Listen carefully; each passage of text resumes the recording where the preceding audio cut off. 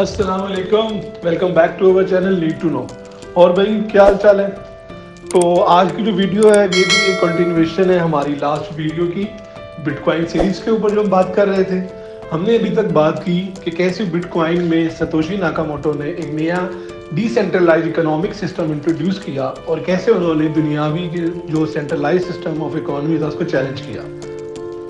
اور یہ D centralisation نے نہ صرف بینکنگ سسٹم کو اٹھا کے ایک عام آدمی کے ہاتھ میں رکھ دیا، بلکہ اس نے ان کو فریڈم بھی دے دی کہ وہ جس طرح چاہیں اپنے فنڈز کو فریلی کسی بھی گورنمنٹ کی انٹرونشن کے بغیر مینیج کر سکیں۔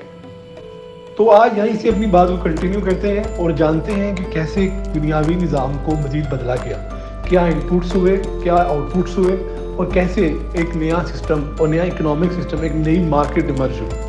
سب سے بڑا فائدہ اس کا کہ یہ سب کے لیے ہے۔ اس کا یہ نہیں ہے کہ یار یہ انگلینڈ کے لوگ یوز کر سکتے ہیں تو پاکستان کے نہیں کر سکتے، پاکستانی کر سکتے ہیں تو افغانستان کے نہیں کر سکتے۔ مطلب جہاں پہ انٹرنیٹ ہے نا وہاں پہ یہ کام چل رہا ہے اس کا۔ تو یہاں میں مزے کی بات بتاؤں آپ کو، جو سب سے پہلے بٹ کوائن کی ٹرانزیکشن ہوئی تھی نا وہ ہوئی تھی 18 مئی 2010 میں، اور وہ کی تھی ایک بندے نے جس کا نام تھا لیزلو صاحب نے اس وقت 10,000 بٹ کوائن بیچے اور 2 پیزا لیے۔ سمجھ رہے ہیں، سن رہے ہیں کہ 2 پیزے لیے کتنے پہ؟ 10,000 بٹ کوائن بیچ کے۔ 2010 کی بات ہے۔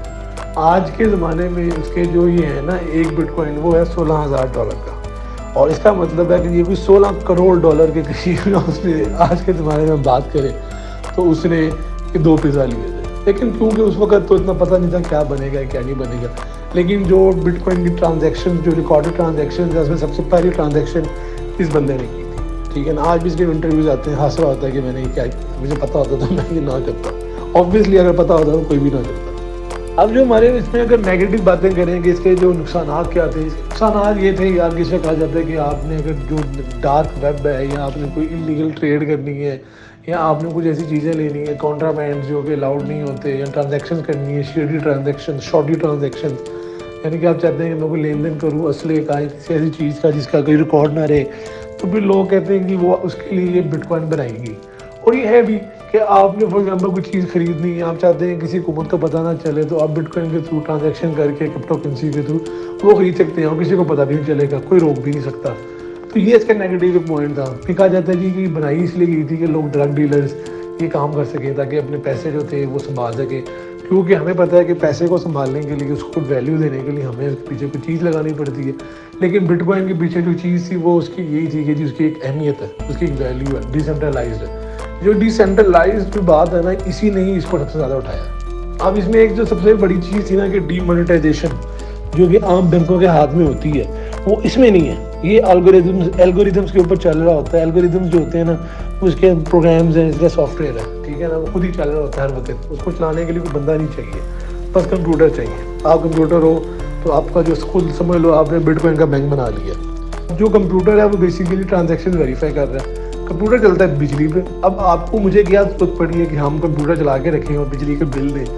تو ہوتا کیا ہے کہ جو بندہ کمپیوٹر چلاتا ہے اپنے یہاں لگاتا ہے اس چیز کے لیے، وہ بھی کچھ نہ کچھ پیسے کما رہا ہوتا ہے، کیونکہ وہ بھی ایز اے بینک کام کر رہا ہے، ٹھیک ہے نا، جو لیجر کو ویریفائی کر رہا ہے۔ اب ہوتا کیا ہے کہ آپ نے میں نے ٹرانزیکشن کی، اس کو ویریفائی کیا، لیٹ سے ساتھ جو ہے ایک بندہ جس نے کمپیوٹر آن کیا، اس کے کمپیوٹر نے آپ کی اور میری ٹرانزیکشن کو ویریفائی کر دیا۔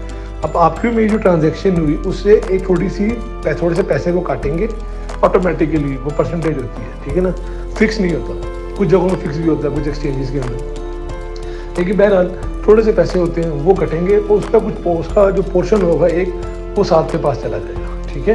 اب ساتھ نے بھی پیسے کما لیے، آپ نے میری ٹریڈ بھی ہو گئی اسموتھلی، ٹھیک ہے۔ تو اس سے کیا ہوا، یہ بھی ایک نئی مارکیٹ شروع ہوئی۔ اس مارکیٹ کا نام تھا بٹ کوائن مائننگ یا کرپٹو مائننگ۔ مائننگ شروع ہوئی نا تو روز کے 21 ملین بٹ کوائن تھے جو کہ مائن کیے جاتے تھے۔ مائن کا مطلب ہے کہ ٹرانزیکشن کرتے ہیں لوگ تو وہ بٹ کوائن جنریٹ ہوتے ہیں، تو بیسیکلی جنریٹ ہوتے ہیں، اس لیے ان کو نام دیا انہوں نے مائننگ کا۔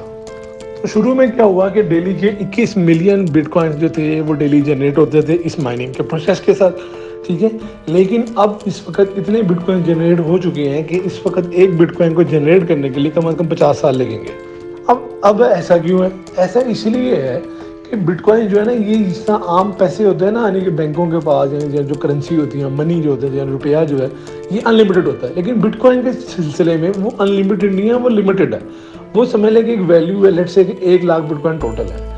जितने बिटकॉइंस हैं वो मुझे भी इस वक्त एग्जैक्ट याद नहीं है, लेकिन वो हम वीडियो में साइड पे लिख देंगे कि टोटल बिटकॉइंस कितने हैं। तो होता क्या है क्रिप्टो करेंसी के अंदर कि लिमिटेड नंबर ऑफ कॉइन्स होते हैं और वही कॉइन्स होते हैं मार्केट में आने होते हैं। ये सारे कॉइन्स एकदम नहीं आते। जब भी वो करेंसी लॉन्च होती है तो सारे के सारे वो कॉइन्स नहीं आते हैं, वो आहिस्ता आहिस्ता आते हैं, ठीक है ना। वो कैसे आते हैं, वो इस तरह आते हैं कि उन्होंने माइनिंग के लिए रखे होते हैं। मतलब कि लोग ट्रांजैक्शन जो कर रहे होते हैं या फिर जो साथ जो प्रोसीजर जो लेजर मेंटेन कर रहे होते हैं कंप्यूटर्स, इनको भी कुछ देना होता है। तो जैसे जैसे वो कंप्यूटर ऐड ऑन होते हैं वो अपना काम करते हैं और फिर वो ये जो होता है ना ये बिटकॉइंस या करेंसी क्रिप्टो करेंसी, इसको उस पूल में से जो टोटल नंबर ऑफ जो कॉइन्स हैं उसमें से निकालते जाते हैं, इसलिए इसका नाम है माइनिंग, ठीक है। तो वो जो है ना वो लिमिटेड नंबर होता है करेंसी का और उसी में से वो निकलने होते हैं। अब जैसे जैसे वो कम होते जाएंगे तो उसका जो माइनिंग टाइम है वो बढ़ता जाएगा, ठीक है ना। यानी कि पहले अगर डेली के 21 मिलियन हो रहे थे तो अब एक बिटकॉइन को माइन करने के लिए 50 साल लगेंगे। इसका मतलब कि बिटकॉइन ड्रास्टिकली कम हो रहे थे, ठीक है ना। तो एल्गोरिथम डिज़ाइन ऐसे है कि वो जो नंबर ऑफ बिटकॉइंस हैं, जो कॉइन्स हैं, उसको मैनेज करने के लिए वो जो आपका होता है ना माइनिंग टाइम वो बढ़ा देता है। और इसके साथ आज हमें दें इजाज़त, आज की वीडियो हम यहीं ख़त्म करते हैं। इंशाल्लाह बहुत जल्द नेक्स्ट वीडियो के साथ आपकी खिदमत में दोबारा हाजिर हूँ। अल्लाह हाफ़िज़।